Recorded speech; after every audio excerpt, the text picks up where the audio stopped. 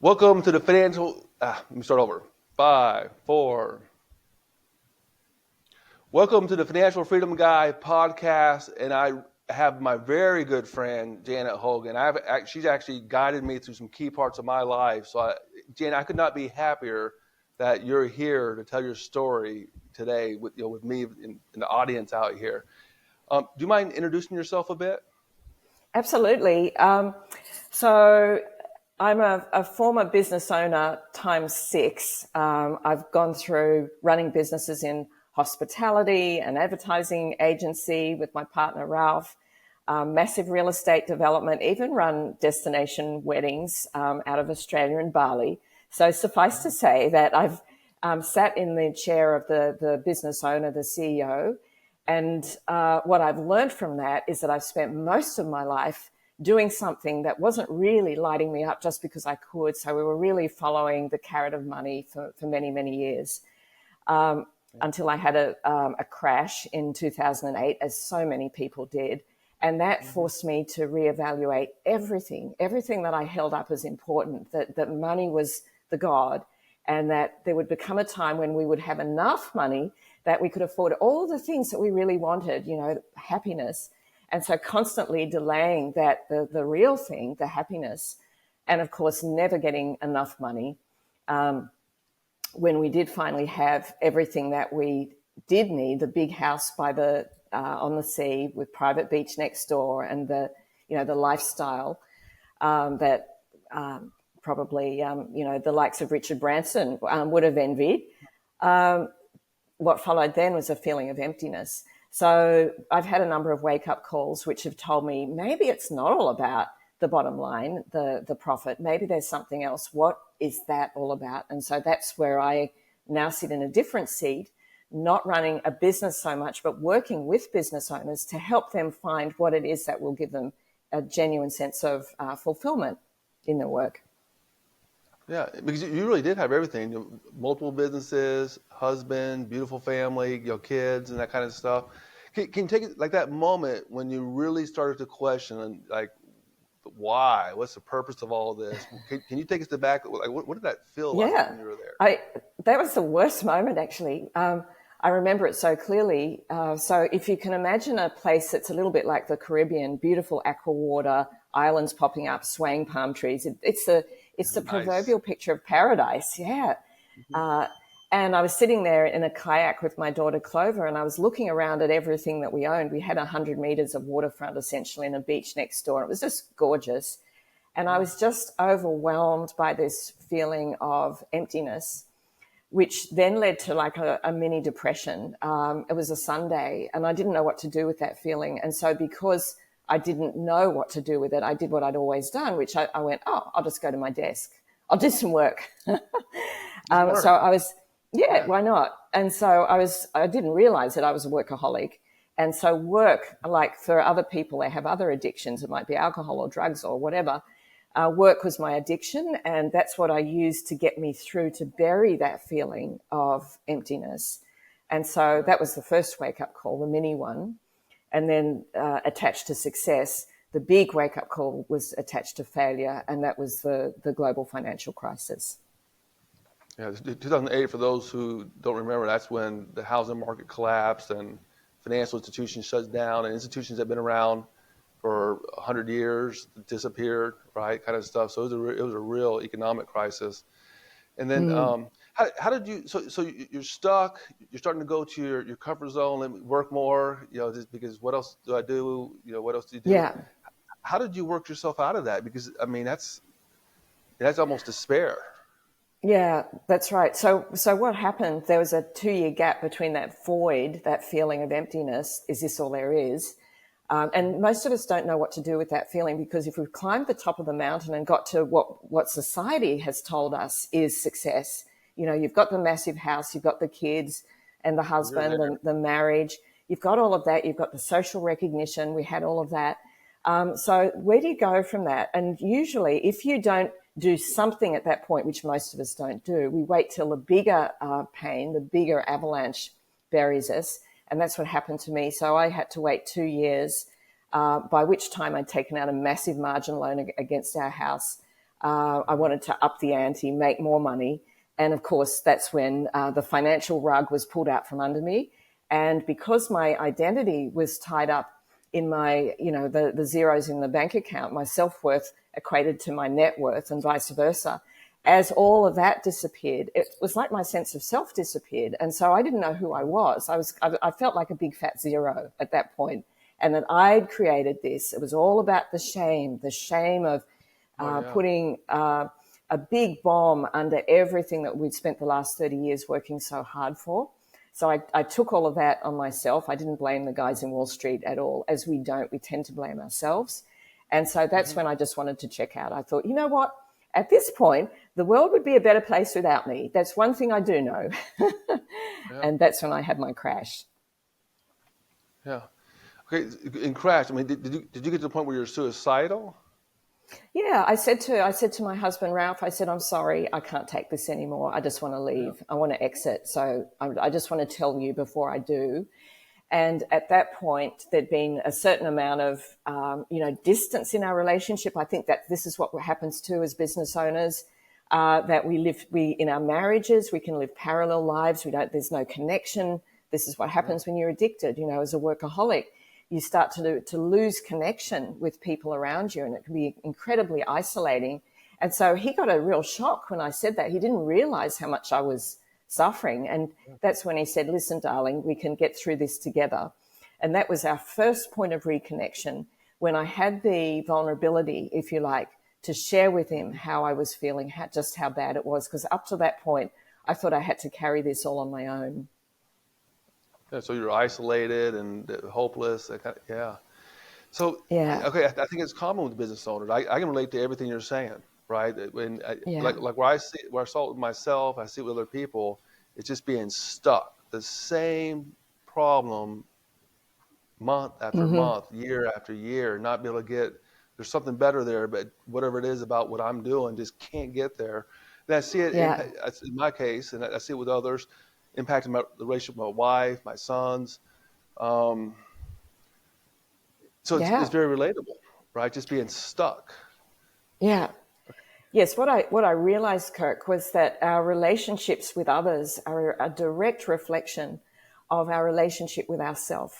So when we bury ourselves in work, we're basically we're going into avoidance, avoiding emotional discomfort. That's what I was avoiding, that pain that I felt, that, is this all there is? You mean this is it? Because we're not told how to deal with these feelings. So any time we feel discomfort, we tend to run away from it. We're scared of it because we go, well, what happens if I sit with this feeling and I get even more depressed? I don't want to do that. I want to stay busy. So that relationship with ourself, which is where our core self has become a stranger to us. We see that in our relationships with others, with our partners, our significant others, our children. They become strangers to us. Our friends, do we actually have friends? Do we have real friendships? Or are they just kind of, hi, how you going? But they're really superficial. This is what we create around us is a reflection of what's going on inside of us. So the good news, which I now realize about that, is that how do we change this? How do we switch this? It's just by going within. As soon as we go within ourselves and start to develop a sense of intimacy with ourselves, this is when everything else changes, all our other relationships, including our relationship with money. Yeah, awesome. Well, I remember before you and I worked together, I was concerned that I kind of knew that this working with you would be really beneficial. And there was a false belief thinking that, man, we opened up this part of Pandora's box. I mean, I don't know what's going to happen, right? And it was the opposite. I mean, a lot of your work is around purpose. And so very quickly, it was like literally week 2, I was getting insights and clarity and relief where I can start to, to really, really increasingly do what I was born to do. So let's talk about purpose. I mean, you hear that word thrown around quite a bit. When you think about the kind of work you do, solving this kind of problem, what does purpose mean in this context? Yeah, it's a word that really used to annoy me because at the school that I went to, which was a religious school, there was almost like a link between a divine bolt from the blue that some people receive. We call that a calling. And that it almost was like, this is for the chosen few, but it's not for everyone. And I thought, why is that? That sounds so random. And then what I've come to realize is that all of us have a purpose. It's just that a lot of us never actually get the clarity to understand what that's about. So it is a divine relationship in a sense, but it's a divine relationship, let's say, with God within us and God outside of us. The two are inseparable. So the way to find that aspect of the self is actually to go within. And what I realized, which really is the aha, is that it's not about seeking the life that we think we want. That's what we all try and do. We set goals. We say, I can picture myself in 20 years. I'm living in the Bahamas and I've got my boat and I've got my, I'm free from all the stresses. That's only going to create more stress if we set those kind of goals up for ourselves. What we have to do is be counterintuitive and go within us. Our purpose is actually found within us, and it's actually to be found, surprise, surprise, in the place we least want to go to, and that is our emotional pain. Our purpose sits behind that wall of pain. Yeah.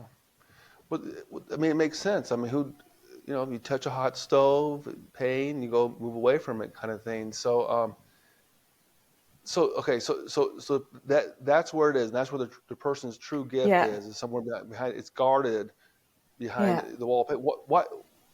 How do you lead people or guide people to cross that barrier? Yeah. Well, so the first way that we do that is to identify, okay, what is my emotional pain? What does that even mean? And so my background is I love words. I'm a word nerd. So words are my tool. And so I use words to help people gain clarity on what their core emotional pain points are. So for me, what I realized, the pain for me was betraying myself, self-betrayal, that feeling that there's an aspect of you, let's say that little flicker of a flame in your heart, that's your spark, your core essence, that gets buried beneath other things. That's how I define that feeling of self-betrayal. Or for someone else, it might be a feeling of loneliness. And again, that pain of loneliness, and I think a lot of business owners relate to this, loneliness, isolation, could be self-doubt. When you see a list of the pain points, the ones that relate to you jump off the page and seize you, and they go, yeah, and so it's quite easy to find them once you can put words to them. So say for example, if it was the pain of loneliness, you have to know that pain in order to desire the opposite of that pain. Does that make sense? So you have to know the pain of isolation to desire its opposite. And so that then becomes your purpose. The purpose is to create the opposite of loneliness and isolation. And let's call that connection, connecting with others, developing relationships. Those relationships then become so dear to you because you know the pain of loneliness. For me, the pain of self-betrayal means I know what it's like to feel buried alive. And so my purpose is to help fellow business owners not go through the pain of self-betrayal, but to understand who they really are so they can show up as their authentic self and live a life that's aligned with that truth, with our true nature. I had to know the pain of self-betrayal to desire that others not suffer like I did. Does that make sense? It's a hero's journey. You're confronted with real pain, coming to terms with yourself. And you had an option of either becoming a hero to lead others who have a similar need, or to become the villain, where you basically want to inflict that on somebody else before the pain gets inflicted on you, kind of stuff. And you chose the high road. Yeah, exactly. And it's interesting you bring up the concept of the villain, because most of us have an inner villain. Or an aspect that's not us, but because we don't know it, we operate from that place. Like we project our pain onto others, or we blame others. We don't take responsibility for our life. All we're doing here is bringing that to consciousness. Once you can see it, then you can actually make a choice. Do I want to be that person? Is that serving me? Or do I actually want to be free of that? And so this is where we find probably the true definition of freedom is coming back to the true self. And ironically, I think that's when all the other aspects that we thought we wanted, such as, to be financially free, that's when that finally comes to us, because now we know what we need financially in order to prosper in this world. And it's probably not nearly as much as we thought, because our identity is no longer defined by how wealthy financially we are. It's how wealthy we are within. Yeah, really, and that's the place of joy, right? There's chasing happiness, which at best is a temporary feeling, but that state of being that you're describing, there's an opportunity for joy. Yeah. And sometimes it's hard. If I were listening to this conversation 20 years ago, I would have gone, what do you mean joy? What does that mean? I would have, because I wasn't feeling it. So sometimes it can be hard to even understand that concept or belittle it, go, oh, yeah, but that's, that's for pixies. I just want to, I want to do the grind, get to the other side, get to what I finally want, and then everything's going to be roses. And unfortunately, it doesn't turn out that way, because what we're doing is we're constantly delaying something that we're not allowing ourselves to experience now. And so it's almost like we have to bring that joy forward. And when we do that, that's when our energy levels go up. That's when our motivation goes up. That's when our connectivity with others goes up. The people we attract into our lives goes up, the quality of those people. We attract like-minded souls into our life. And this is when we go, oh, I'm actually enjoying my work. What's wrong with me? Yeah.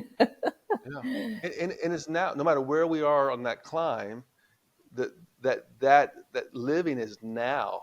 It's not, at some future state when you have whatever it is, the relationship, the property. I always thought it was kind of, for non-business owners, I always thought it was a non-helpful concept to think I'm gonna work for 40 years, and when I retire at age 65, then I'm gonna start to do all the things I wanted to do all my life. Really? A lot of people don't make it out of their 50s, and we're different in our 60s than we are in our 20s, and all those experiences that a person could have had along the way, having joy in the moment, that could have enriched their lives, different friendships, different discussions, at each stage. Is that delayed? I have to get to some finish line before the magic happens, and that's that's a rough road. Yeah, it's how we've been programmed. So we can't really beat ourselves up too much for following that road. But what happens is we've put all our identity into being a business owner. So if we then go and sell our business, what happens to us? Who are we? And typically what happens is that it's very easy for someone then to slump into a depression because they go, I don't know who I am now. We see that, typically with retirees or even people cashing in early, same thing. The most surprising factor is how bad they feel afterwards, not how good they feel. Yeah. I mean, not too long ago, I had a business owner who literally got the big check, and people around him that care about him, like, congratulations, it's wonderful. And no one could understand how much in despair he was. But he's been building his business for 25 years. He had no idea that he was bigger than his business. And then to make matters worse for him, people around him couldn't understand him because, what do you mean? He got the big check. And so it made it worse, the isolation, the loss of identity, and those kinds of things. Why do you focus, of all the people, why do you focus mostly, not only, but mostly on the actual business owner? Well, I think in our society, although we might think our leaders are in the political arena, they're not really. Our true leaders are the ones who are at the forefront of running teams. And typically that's where we find ourselves in working with or dealing with business owners, small business, large business. They're the people who are in charge of running battalions of people. And they're the ones who ultimately carry the greatest influence, I believe. And that's where, and also because I am one, or I was one, I kind of understand what they're going through. So there are two things. I've been there, and so I'm personally invested. I know how lonely it is sitting in that CEO chair and feeling like you're carrying the weight of the world on your shoulders and you can't tell anyone about it. Like that fellow you mentioned who sold his business. The shame of saying, I've got all this money now and I'm not grateful, he can't share that with anyone. So he's becoming more isolated in that bubble.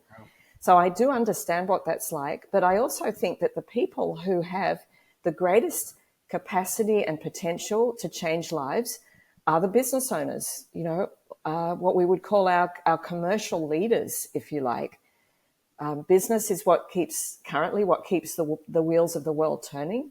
And it's the guys at the top who probably have the greatest impact and the ability to influence positively everyone that they're working with in their business. It's a trickle-down effect. Well, I agree with you. I mean, the business owners are a key leverage point in it, and they're global. I don't think there's very many places where you can't have some sort of private business. Even former communist countries still have commercial zones where they allow some degree of ownership. So it's if the business owner is doing well, calm, clarity, peace of mind, real purpose, then good chance that team members, employees will be lifted up, and family members, and so I can see why. Yeah, I can see why you're doing that. Well, it just becomes more fun and more interesting for everyone. And I think in the context of business, purpose, we talk about purpose in the form of having a vision. So the minute we talk about having a vision, we're talking about something that's bigger than ourselves. So straight away, we're taking the weight off our own shoulders and saying, this is what we're all going towards. And guys, we're all in this together. We're all working towards one thing. It's not my bank balance. It's this vision. And in part of the vision will always be, this is how we make the world a better place. In some way, it might be solving a problem by launching a tech product, or it could be something more, more esoteric, like, I'm going to help give you the freedom that you need so that you can enjoy what you do. That's kind of where I'm at. It doesn't really matter, but the carrot of being able to make the world a better place, and it's not about numbers. Sometimes we say I'm going to affect tens of thousands of people. That can also be its own false carrot as well. So long as we're just influencing enough that we get joy from that, that's all it takes. It could be just one person, but starting to take our perspective on the world outside of ourselves and put it into something else is how we start to live as business owners a purposeful life. So I would use the word vision as the key thing to focus on in terms of business. And so to give you an example, my dad was a doctor, and he was known as Dr. Ears, and he never had a vision for his practice. He just worked really, really hard. And so when he died, he actually died an exhausted man. And it's partly why I do this work, because I just remember my dad, his whole identity was tied up in being a doctor. And so when he retired, he fell into a depression. He would spend his days reading old medical journals. And the prostate cancer, which had been in remission, quickly came back the minute he stopped working, the minute he felt the world didn't need him. And he died 3 years later. But there was another doctor from the same era who was actually known as Dr. Eyes, kind of like my father's counterpart. And he set up a foundation. His name was Fred Hollows. And so he had a vision that took him outside of himself. And his vision was to restore the eyesight of people in third world countries through a very simple $20 per procedure cataract operation. And so he was all about putting his energy into training other doctors to do his work. And so he died about the same time as my dad, but his foundation still continues to this day. And he died not an exhausted man, but a man who left this amazing legacy. So that's just an example of how the vision that you have rescues you from yourself and that loneliness that we were talking about. Yeah, that's really a good example. And so somebody has a vision that's bigger than them, it transcends their lifetime, they're going to find some kind of way. In nonprofits, if we're talking about like asset protection for a business owners, businesses and property, estate planning, nonprofits, at least considering a nonprofit option, is a great way to give less money to the state and federal government and more money to what the person really cares about, like their example is Dr. Eyes. What I don't think people can figure out all that out by themselves, right? If the business owners, doctors are head down, they're doing their clinical work, and they're dealing with that whirlwind. Every day, on the task level, there's a whirlwind coming in. It's a real skill to be able to get your head up and say, okay, let's see what really matters to me, and build a business aligned with that, without the distractions of different things that are going on. Yeah. Are there any other finer points between a business vision and the business owner's purpose as a human? Yeah, I think that the business owner's purpose as a human is basically all of our. I think this applies to all of us, is to become the fullest expression of our true self, so that we approach every day with a feeling of lightness, not heaviness. And so it's almost like we need to get to that point. We need to resolve whatever lies unresolved within us. And I suppose this is where we're talking about aspects of our past that still weigh us down and keep us in a place of darkness, or we hear terms like trauma and the wounded child, and they're all very valid terms because they do apply to all of us. The human journey is that we are wounded in childhood, but most of us never actually address that wound. But once we do, and once we come to a place of what I would call wholeness, where we don't feel so alone, then we can start to see the bigger picture. We can't see it while we haven't resolved those internal issues. So it's a step-by-step process. We heal those wounds, but it doesn't necessarily have to require months or even years on a therapist's couch. I mean, that was the thing that I suppose I was battling with. I didn't want to go into therapy. I thought, I'm not sure, well, I tried it, but for me, it didn't really work. We just seemed to be skirting around the same issues, but not getting anywhere. So what I see is required, particularly for business owners, is a much more pragmatic approach. Given that most of us don't want to go into therapy, and I'm not saying don't do therapy, but if that doesn't really speak to you, then perhaps what you need is what I would call the Stoics approach to inner work, which is going in, doing a deep dive in a very guided way. You can't do this yourself. It's like you need the mentor or the guide, as you do on the hero's journey. Luke Skywalker needed Yoda. He couldn't do it on his own. And so basically you come to a place of, so I'm okay. I'm all right as I am. I don't have to pretend to try and be someone else, this perfect person. I'm just okay as I am. From that place of radical self-acceptance, that's when that's when the world opens up, and you can start to see beyond yourself to how you might like to make a meaningful impact. And like I said, it's not about being Nelson Mandela or Mother Teresa. It's not that. It can be on a much more personal, smaller level. But anything to get you out of yourself, that's when we start to look at, okay, what are you good at? What are your gifts? What are you interested in? What did you love to do as a child? Start to look at some of those things. And then how could you apply that to solving a problem? Now, if you can't find that in your business, if you go, I cannot reconcile what you're talking about with my business, all is not lost. There's still an aspect of you that is wanting something that maybe your business can't deliver. And then what that means is you can actually do that on the side. So if you can't see how your business can deliver that sense of fulfillment within, there's always the option of finding something on the side. For example, I was working with a fellow who's in real estate, and he couldn't really see how his real estate business could deliver what we might call purpose. But what he does love doing is DJing, and he loves music.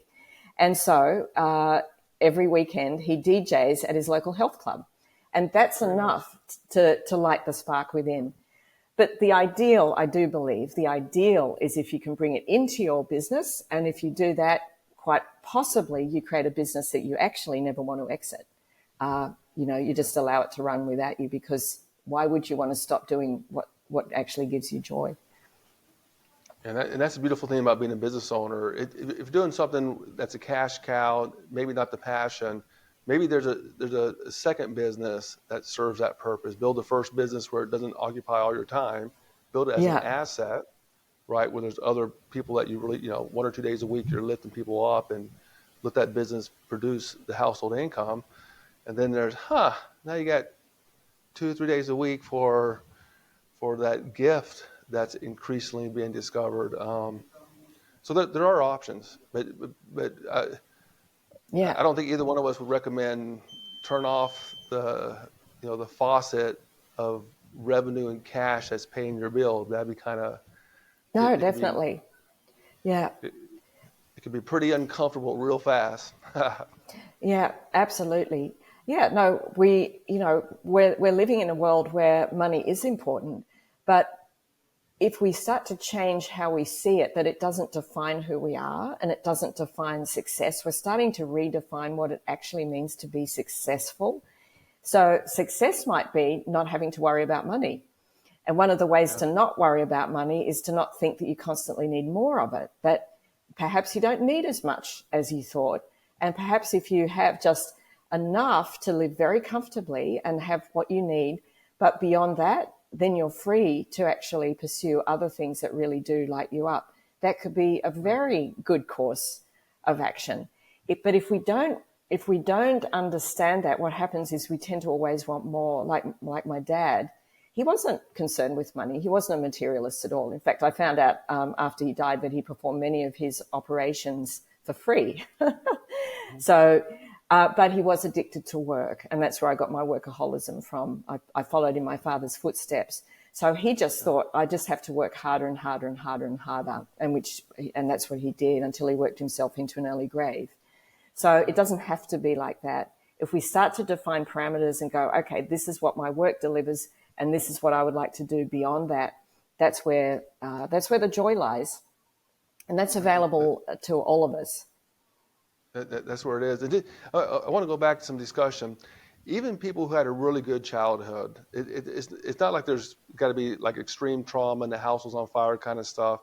What happens, and I learned this from you, is a child, in order to be a child and live well as a child, the child develops certain beliefs the way a child would understand the world at that point in their life. Many of those beliefs are useful throughout your life, but in many of them, most are unconscious, right? They're operating on that level. Some of those beliefs are not helpful, right? It could be about people or money or whatever it is. And it's those beliefs that are not helpful. Some of those will be the ones that cause us to get stuck at certain points, or cause us to get to the top of the mountain and like, why am I not happy? I did everything I was supposed to do here. This is, I can see the sunset, but it's not, I don't feel it. So no matter what the life is, it doesn't have to be trauma. It doesn't have to be a military veteran kind of stuff. No, exactly. Just by living life. And your program, very, very, I was amazed how quick it is. Like week 1, week 2, like, oh. So it goes from unconscious to conscious. And minutes is conscious now. Oh, I have options. I can keep doing it that way, or I can do it this way. Right? And it's pretty remarkable how fast. Isn't it kind of remarkable, something that could plague a person for decades, that all of a sudden is like, Totally. Yeah, I think I'm not sure why, but for some reason we've been told that finding out who we really are is this long, torturous process, and it doesn't have to be. I think one of the things I got from my dad was a love of surgery. Except I'm not dealing with, blood and flesh. I'm dealing with the psyche, applying a knife to the psyche and just going, let's have a look in and let's spend the minimum amount of time that we need to. So that, because all we're doing is bringing to light what has been hidden. That's all. And that can happen in a second. And as soon as you see it, you can't unsee it. And that's when the aha happens. So yeah, we can perform what might seem like miracles in a very short space of time. And I think that's what's really exciting, because that means that the possibility for humanity to come to a place of inner peace. We don't have to go to an ashram in India and devote 3 months of our life or years to that journey. It can happen very, very quickly. And that's why I do my work, because that realization lights me up. I'm a pragmatist. So the shorter the period of time I work with someone, the happier I am, so long as they have that understanding, that knowing, and then they can build on that foundation, that new foundation. It's like yes, we have these beliefs that don't serve us, but a lot of people talk about the voices in their head, but a lot of people don't have that, but they have beliefs that they can't see. And if we look at the word belief, we notice that there's a little 3-letter word within that word belief, starting with L-I-E. That belief that we've been carrying around, like, I'm not good enough because, for whatever reason, I wasn't enough to make my mummy happy or whatever, that's the lie. And we have to extract the lie from the belief, and that's where we start to feel liberated. Yeah, it really is remarkable. It can't be understated how fast, like session 1, 2, 3, there's things happening. It could be one session altogether.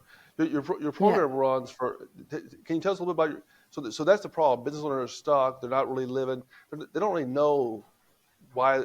What were they born to? What's the best life for them? Most people don't really know. If they know, they're not living it. And so, can you describe us, like, from an experience standpoint with your program, what would a person experience when they come to you to figure out, how do I go from here to the promised land? Yeah. So the steps are very simple. The first place we go to is, what is it that you really want? So not the classic goals of how many dollars per year or the material possessions. What does your inner self really yearn for? And that can be quite an emotional experience in and of itself, because I know myself personally, I never asked myself that question. And when I did, I started tearing up, because I went, I have no idea. So we work with prompts. So it's not like you have to pluck things out of thin air. That's too hard.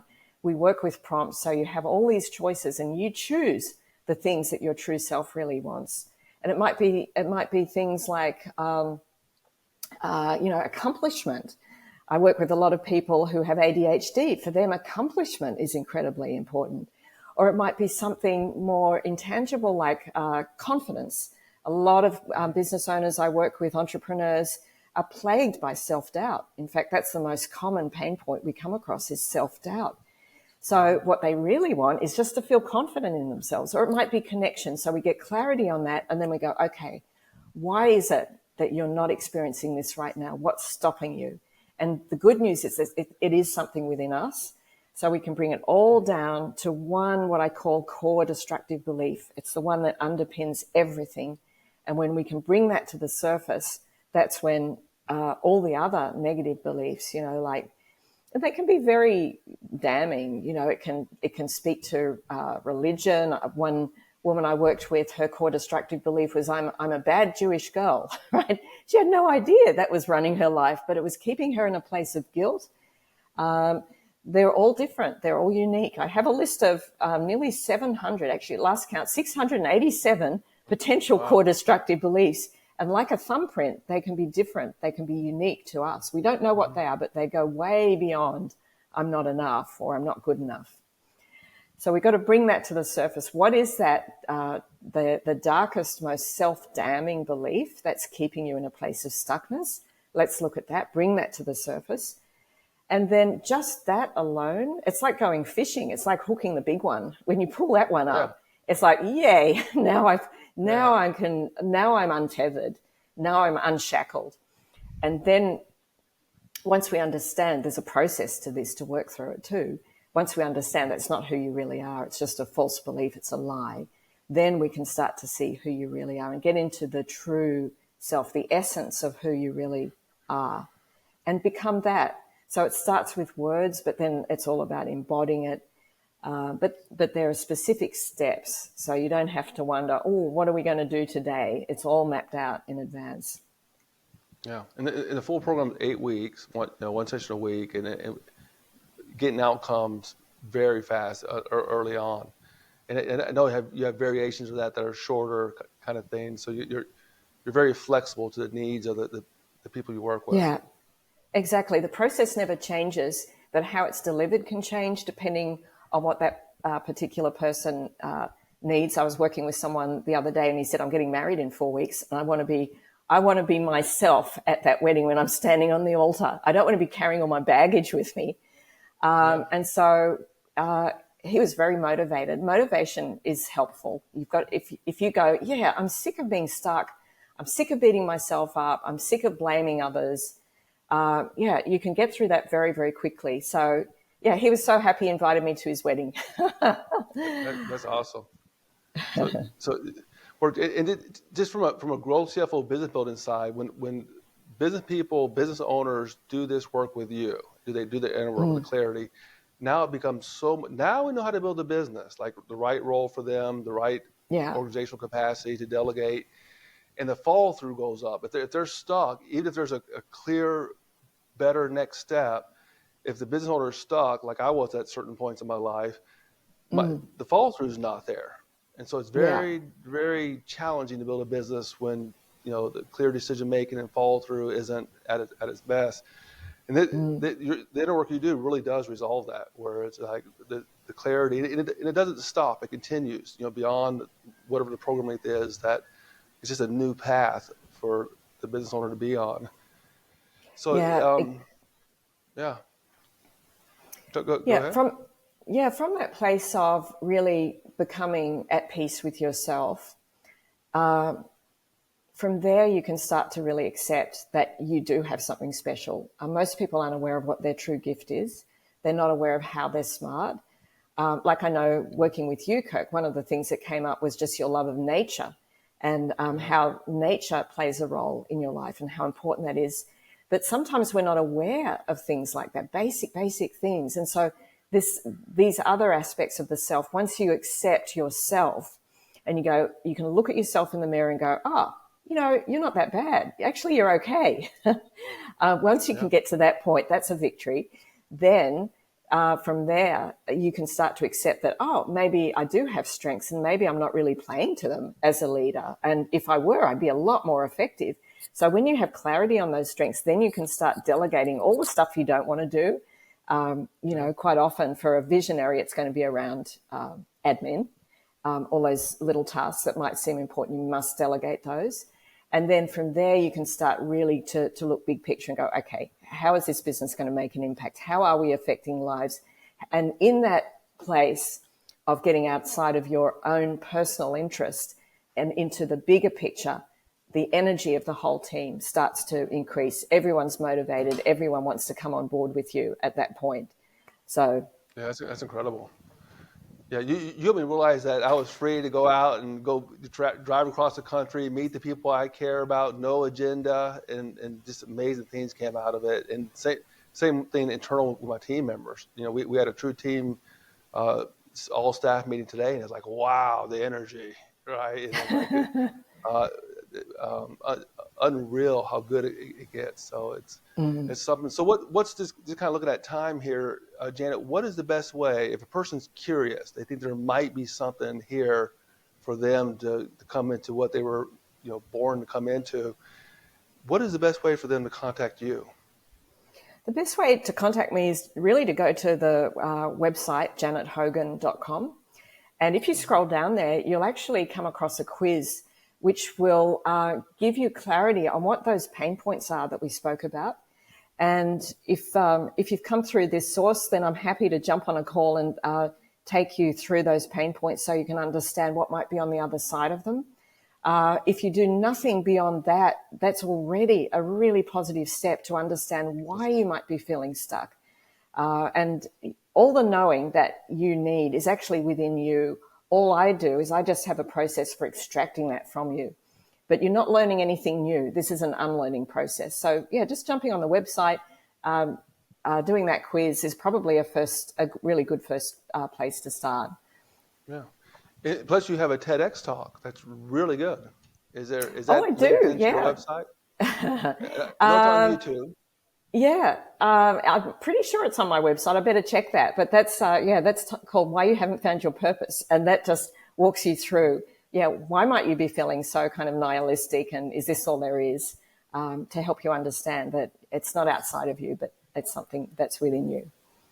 Yeah. So we'll land it here, but I'm gonna encourage anybody, if you're feeling even a little bit, this might be for you. I'm gonna encourage you to go to the website, watch the TEDx, go to the website, do the quiz, see what your triangle is pointing towards, and if it's still feeling like there might be something there, get on a call with Janet. I could be the testament to how phenomenal it is. So for the audience, thank you for your time and attention. This is key to really be at your best, build a business to create the life that you want to have. The more that you as a business owner are aligned and in touch and aware of yourself and working consistent with that, oh God, it gets so easy, it gets so good. So so I look forward to seeing you all, and to our next show. Be well, prosperity, be well and prosper, right? Absolutely. Yeah, that's right. Thank you, Kirk. And it's been a real pleasure to have this conversation. Yeah, thank you for coming on, Janet. And I know I'll see you soon.